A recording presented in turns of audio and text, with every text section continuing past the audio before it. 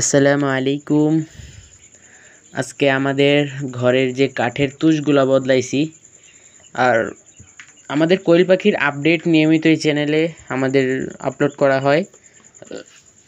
আপনারা যদি জানেন, আমাদের কোয়েল পাখিগুলো জাপানি কোয়েল পাখি, যেটা অনেক ভালো মানের কোয়েল পাখি। জাপানি, যেটা অনেক সুন্দর একটি কোয়েল পাখি, এবং জাপানি হলো ডিমের জন্য ভালো।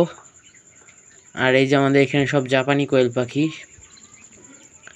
কাঠি। আজকেই কেবল আমরা একটু আগে তুষটা দিছি, নতুন তুষ, একদম নতুন তুষ। এই তুষটা অনেক ভালো মানের তুষ। অনেকজনই তুষ একবারে গুঁড়াটা ইউজ করে। গুঁড়াটা যদি ইউজ করেন, সেই ক্ষেত্রে আপনাদের একটু সমস্যা হতে পারে। তা আপনারা অবশ্যই কাঠের গুঁড়া, একটু ভালো মানের কাঠের গুঁড়া দেওয়ার চেষ্টা করবেন। আর যদি কাঠের গুঁড়াটা আপনি দেন, তাহলে অনেক দিন চলে যাবে।